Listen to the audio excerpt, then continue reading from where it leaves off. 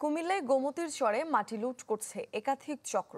এতে ক্ষতবিক্ষত হয়ে পড়েছে নদীটি। দ্রুতই মাটি কাটা বন্ধ না করা হলে অস্তিত্ব বিলীনের শঙ্কায় পরিবেশবাদীরা।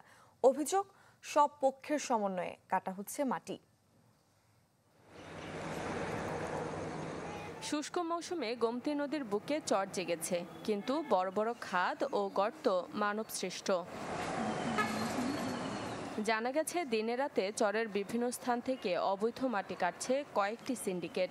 ভারী বর্ষায় বন্যা নিয়ন্ত্রণ বাঁধে ভাঙন সহ নদীর অস্তিত্ব বিলীনের শঙ্কা রয়েছে। অভিযোগ, পানি উন্নয়ন বোর্ড, জেলা প্রশাসন ও রাজনৈতিক নেতৃবৃন্দের সমন্বয়ে কাটা হচ্ছে নদীর মাটি। লাখ লাখ টাকা খরচ করে তারা লই দিকে নিয়ে মনে করেন তারা দিয়ে মনে করেন মাটি কাটে কাটতে আমরা ক্ষতি করে, তখন আমরা চলাফেরার সমস্যা হয়ে যায়।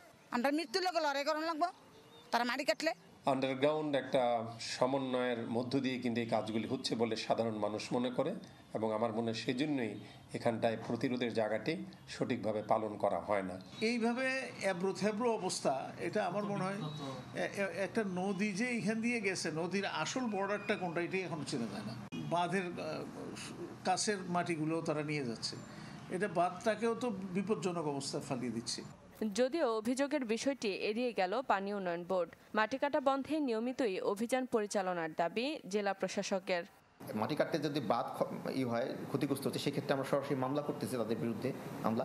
আর বিভিন্ন সময়ে আমাদের এই যে মাটি কাটা বন্ধে যেটা সাহায্য করবে সেটা হইতেছে যে র্যাম্পগুলি, আমাদের বাদের সাথে র্যাম্প করছে, র্যাম্প দিয়ে তো মাটি ওঠে, র্যাম্পগুলো আমাকে গত পরশু দিনও কাটছে, আগামী কালকেও কাটবো।